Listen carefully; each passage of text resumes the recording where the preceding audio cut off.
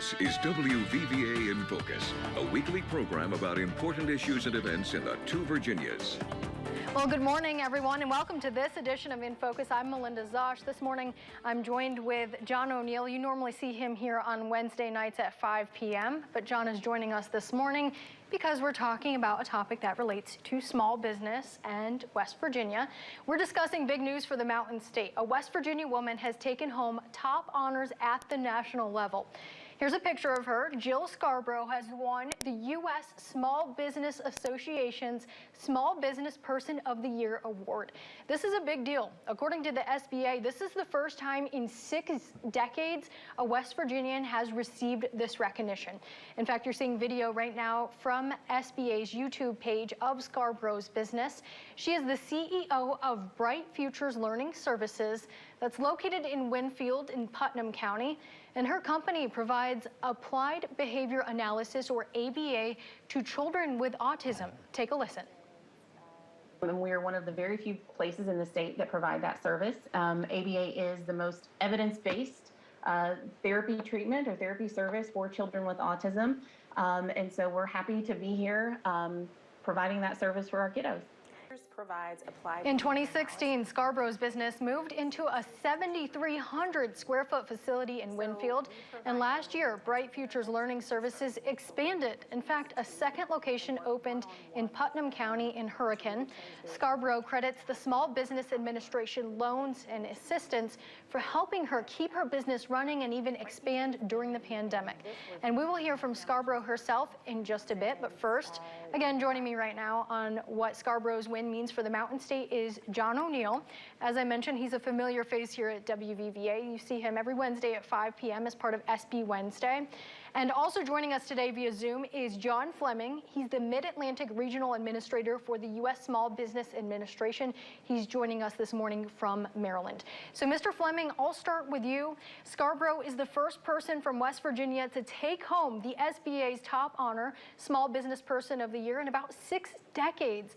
That's a big deal. Elaborate more on what this honor means for West Virginia. This is a huge honor. She represents the 32 million small businesses throughout this country. That includes all of the retail places, all the service places, including folks that are working from home. You know, so we count up to about 32 million. So the competition, is fierce through all 50 states and territories. We're very, very lucky to have the winner here in West Virginia. Very proud of it, and she'll continue on to get a chance to go to Washington D.C., visit our administrator, who is part of the president's cabinet, and receive that award directly from the administrator, along with some of the congressional delegation. So we're very excited to honor her, and especially excited that she's here from West Virginia. Yeah, and that's great that she will also be going to the nation's capital as well. And Mr. Fleming, a follow-up question for you. Scarbro was competing against others all across the nation, as you alluded to. How exactly is the winner chosen each year? Well, we use a neutral party, a third party, to take a look at these applications. There's a statewide competition, and then those 50 winners are submitted to our Washington, D.C. office. And what they look for is not only staying power in terms of the business, but whether they expanded, how did they compete? One of the ways small businesses can compete with larger businesses is they can create a product or service that's not offered, and that's exactly what Jill did. She saw a need, met that need, and as you mentioned in the piece there, she not only remained strong, but she expanded. So that's how we really take a look at folks, is growth and sustainability. And John O'Neill, this question is for you. So from your perspective, what does Scarbro's win mean for Putnam County and also for us here in the Mountain State? Well, that's a great honor for her and for her family and for the team there at Bright Futures Learning System. I mean, the business that she started, which I think was around 2012, has grown and grown and grown. It's a tribute to the hard work, the dedication, the ability to maintain the level of excellence over time. I believe she started as a one-person outfit about a decade ago and has now grown to about 25 employees, I think. And in addition to being National Business Person of the Year from SBA, she was also selected as the State Business Person of the Year, and in a previous year, I believe 2019, was even selected as the Women's Business Person of the Year in the state. So she's got a history of excellence, and it's an exciting thing for her, her family, her team. But for the state of West Virginia, I think it's a reflection that, one, it shows that our state has a thriving small business entrepreneurial culture that has continued to grow and expand in recent years. That's been encouraged in many ways, both from a governmental level in terms of policies that support and enhance and provide a lot of resources.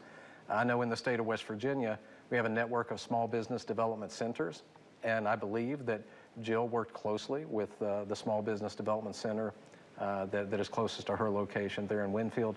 And so it's just, I think, a tribute to her personally, her family, her team, the state of West Virginia, and the small business development centers throughout the state. Yeah, and as Mr. Fleming had mentioned, and as we've been talking about, she expanded too to a location in Hurricane, and I believe that location has about 36 employees. And when so many other places and businesses during the pandemic were forced to close their doors, Scarbro's business actually expanded, and she helps serve kids with autism. And Mr. Fleming, as I mentioned earlier, Scarbro credits the SBA's assistance, including loans, for helping her during the pandemic when other businesses were forced to shut down. They just couldn't make it. But Scarbro's business actually expanded. It's an incredible story, and she didn't lay off any employees. Elaborate on how the SBA was able to help Scarbro and other business owners like her during the pandemic. Oh, well, we first came out with our direct lending program through what's called the EIDL program, Economic Injury Disaster Loan, and that's normally used for hurricanes, floods, fires, other disasters, but sometimes we're able to use it when we have larger disasters. The last time they went nationwide was during the 9/11 aftermath of 9/11. The economy needed that assistance, so we opened that up immediately, almost immediately after the pandemic shutdown. And then Congress created a program called the PPP, the Paycheck Protection Program, and that enabled Jill and the other small businesses that had employees, and even if you didn't have employees, they eventually expanded it to individual sole proprietors, those types of folks. And the idea was to try to keep people on the payroll and not, so no one gets laid off. So it was kind of a brilliant move if you look at it, because, Congress could have just given a lot more money to the unemployment offices and had everybody go on unemployment. But by creating PPP and getting that money out, we were able to sustain small businesses and help them keep people on a payroll and keep it employed and keep the economy going. Yeah, and it seems like Scarbro did take advantage of PPP, and it was able to help her stay afloat. Mr. O'Neill, concluding thoughts from you on this honor for Jill Scarbro? Well, I think it's another example of it's another win for the state of West Virginia, and our state is becoming more and more recognized for some of the growth and success that we've had, some of the innovation that has occurred in recent years. And again, as Mr. Fleming mentioned, the availability of resources is one thing, but hard work on her part, understanding where to find them, and then the state of West Virginia through the Commerce Department and the West Virginia Development Office making those resources available. It's a great success story. Yeah, it definitely is. You put West Virginia on the map for sure. And Mr. Fleming, concluding thoughts from you? Well, it is all about access, as was mentioned. SBA.gov is our website. All our programs are there. And I'll tell you, I'm really looking forward to visiting our nation's capital along with Ms. Scarbro to celebrate with her. So we're looking forward to that. Thank you. Yeah, definitely. Send us lots of pictures from the nation's capital of that celebration. Well, thank you both, Mr. Fleming and John O'Neill. I appreciate you both being a part of our segment today. Sure, my pleasure. We do have to take a quick break, but we'll hear much more from Jill Scarbro herself and more about Bright Future Learning Services just ahead. We'll be right back.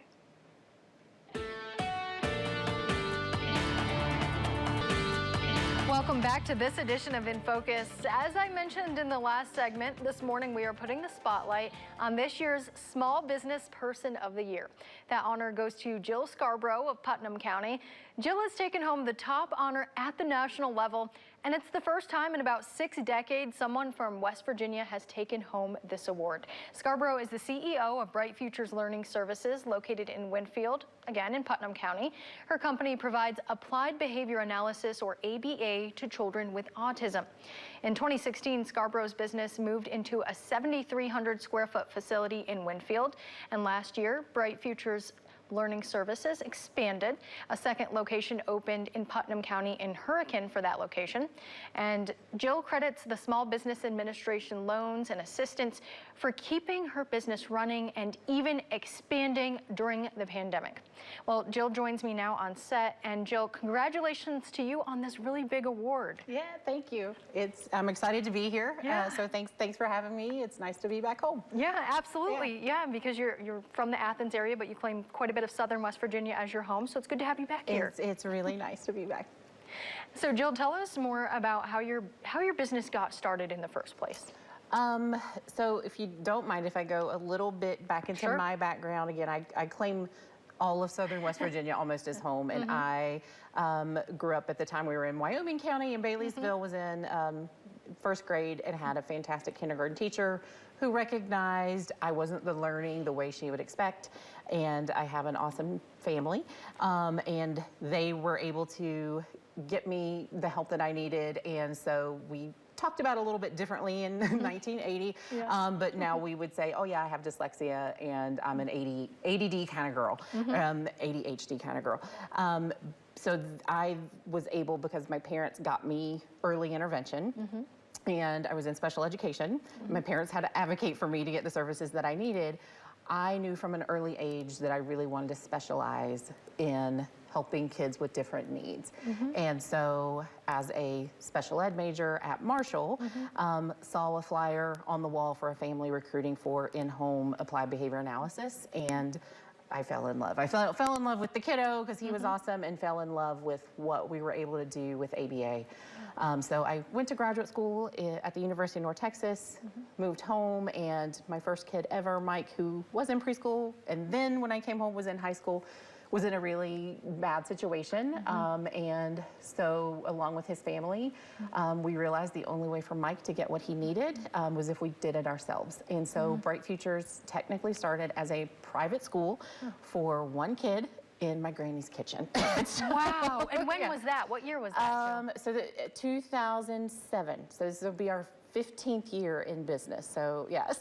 That's incredible. Just started in your grandma's kitchen helping this one kid, Mike, Yeah. Who needed the help there. Now, since 2007, walk us through the timeline of how it's expanded to where you are now. So from that point, let me give you a little bit of context about autism and therapy services and access. So at that point, nationally, the only people who had access to ABA were mostly wealthy people or families engaged in due process litigation with schools. So lawsuits with schools. So that's not a lot of fun. And so each state has had to pass insurance legislation to say, hey, autism is a neurological developmental disorder. We pay for insurance coverage. It's covered in the DSM. Autism should be covered.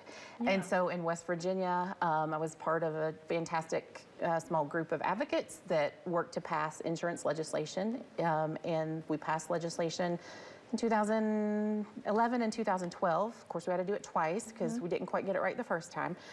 And so it was when we passed that legislation, it opened up the possibility then that we then became medical therapy providers. And so that's when we were able to then open our first clinic in a small shopping center. Before that, we operate out of churches and just any space we could.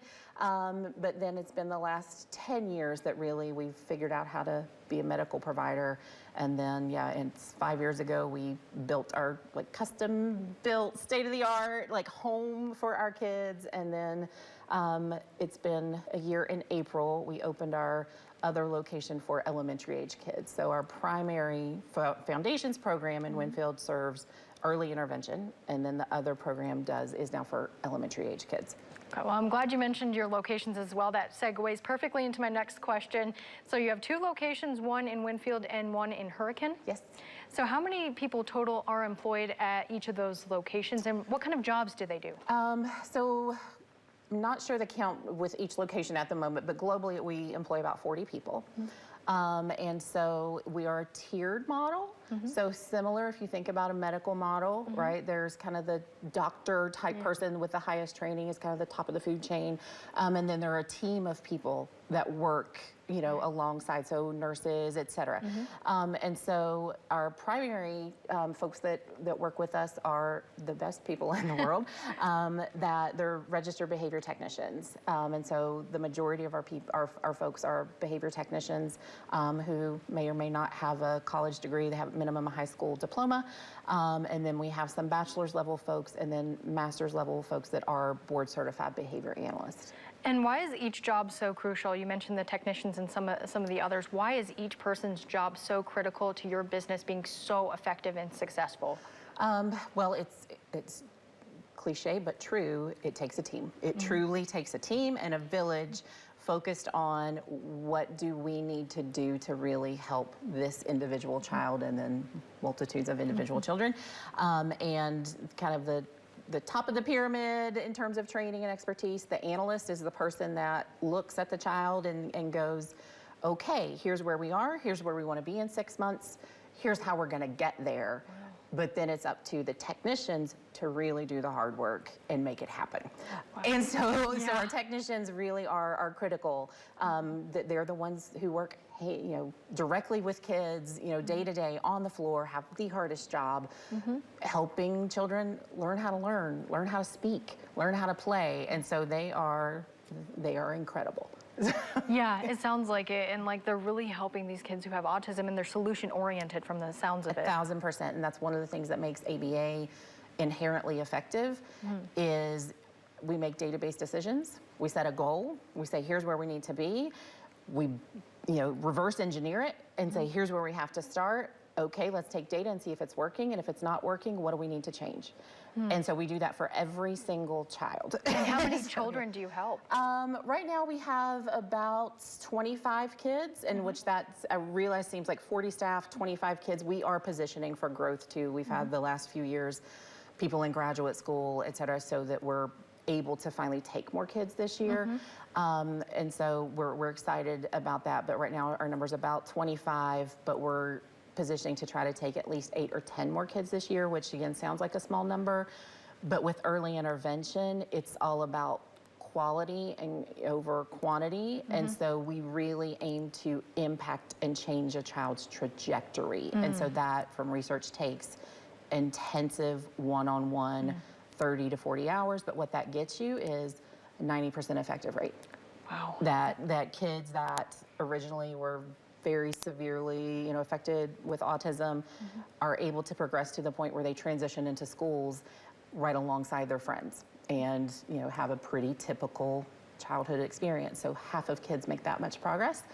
Another 40% of kids make significant progress, but are still very much identifiable on the autism spectrum and need still continued support.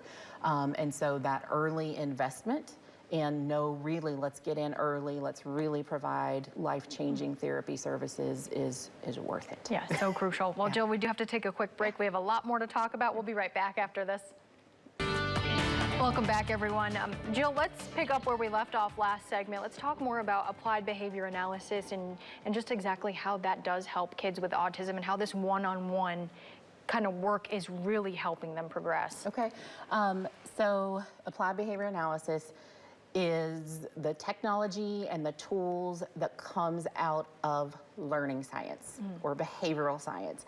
And so, like I talked a little bit before in the last segment, it is the most evidence-based therapy model and educational model for children with autism that has time and time again shown to be most effective. But the thing that really excites me about ABA and part of my ABA can save the world mission is that it's not just about autism, that it is learning science, the science of behavior. And so our application is much broader than just autism. And what excites me about it, again, going back to my history of have a learning disability, my niece has significant learning disability. ABA methodology, especially for education, is highly effective. That there's actually a school that we trained with in Seattle that takes children who, again, learning disabilities, ADD, whatever, it's a private school, offers family a money back guarantee that their children who are underachieving will make 2 years of academic progress in 1 year, or they pay your full tuition back. That's incredible. Right. Like, really? Yeah, no, like that's why I'm like, no, really, please let me talk about this. Yeah. And also there are other learning center models that go, okay, children are struggling to read. Okay, in 40 hours of one-on-one intervention, they consistently make 2 years of progress. And so that's the thing that has me lit on fire. Yeah, Of going, look, yes, look what we can do for children with autism. But if we have the resources and the infrastructure, let me tell you what we could do for education. And so thank you for letting me talk about it. Absolutely. And you know what I'm thinking now, Jill, is there's probably some parents or grandparents out there watching who are thinking, my kid has autism or grandkid, and they probably don't know what to do right now. Where do they start? Here's the sad part, is that our center is one of very few in the state that provide ABA. That our estimates are that well below 10%, probably closer to 2 or 3% of children in West Virginia have access to ABA. Wow. And that's because we have a lack of infrastructure. We have no college training programs for this service. And right now, really our only funding stream is health insurance, specifically for autism. And so that's part of what, I love getting to talk about this, and what this award has done is given me the platform to talk about how doing well by children, you can, by doing right by kids and families, you can do well from a business perspective, but also what this can do for our economy and what it could do for our education system if we got serious about it. And so, and invest like early and invest now. So Jill, also tell us more about how the SBA, its loans and assistance, helped you during the pandemic. On the news, we were always reporting, it seemed like every other week, about another business shutting down. It was just the story during the pandemic. Not the case for you. Not the case for us. I mean, our job is hard every day, right? And like everyone else, it was especially hard and continues to be especially hard because, COVID's still here. It's a factor of life now. But the SBA was truly helpful for us. That, yes, we had to be completely shut for 7 weeks. We then continued to bob and weave when kids were out and figure out how to survive. Thankfully, we were in a position for growth, and we had reserve funds, and so that helped get us through. But I truly was grateful for the SBA because I already had an existing relationship with them, and they know me and know how important our work is, and so they were reaching out personally to make sure we got resources. And so it was with the payroll protection program, which 2 rounds we got, we kept every single person employed the entire time. We had no reduction in benefits. We kept everybody staffed, and then their EIDL loan is a loan, but it's a low interest loan that then gave us working capital to continue to pay our bills. Even the way our mortgage loan is structured on our facilities through an SBA loan, the SBA paid 6 months of our mortgage for us. And so truly, I am happy to be their spokesperson to say, no, they really helped us and really helped us provide critical services to families in a unprecedented time. Right, and to keep your business going to help the children and looking ahead to the future. So how did it feel when you found out that you were the winner out of all 50 states and territories?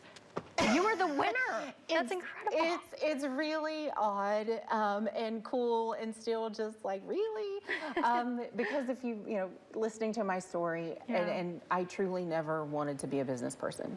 It was gross to me, to be quite honest, because my perception of what that meant if I was a business person was someone that really only cared about money. And was probably more interested in self-service rather than service to others. And my upbringing and all the things is about the best life is a life of service. And so, but what I've learned, sorry business people, if I owe you an apology, I've learned that sometimes the best way to help people actually is through business. Interesting. And so it is one directly for our kids and that we help, but also what I'm able to do you know, with creating jobs, and that it's an opportunity that, yeah, our technicians are folks that maybe only have a high school diploma, that we're able to provide a good job for them. And for our folks too that, you know, bachelor's degree, graduate degrees, they can stay home in West Virginia and have a good job and do incredible work. And so that makes me happy to be like, yes, I'm a business person now, and that my job now is to provide the resources to be able to do that. And that, yes, I can also give back to my community. Makes me crazy excited. So we also have our nonprofit branch to community autism resources and education systems. So in terms of what resource is available to families, because again, access to ABA is incredibly unlikely that you're gonna get it. It's just the facts. But that's also why we created CARES. And so that's our mechanism to connect families and give them resources and help change it so that we can also increase ABA. So it makes me excited. Yeah. Jill, we're almost out of time here, but your story is so inspiring. Really, it is. It is, and I can see that you have a heart for service and that you've learned that you can use your business to serve others. Yeah. So I'm just so excited. We can't wait to see what's next. Please keep in touch with us here at WVVA. We'd love to follow your journey in Putnam County to see what's ahead for you and your business and the kids that you're helping and the employees. Yeah, thank you. Thanks for letting me talk about it. I Yeah, appreciate it. absolutely. Well, we've run out of time, unfortunately, but Jill and I, we can fill time anytime. It seems like. Anytime. Anytime. That does it for us on this segment, though. We'll see you all again next Sunday. Have a great day.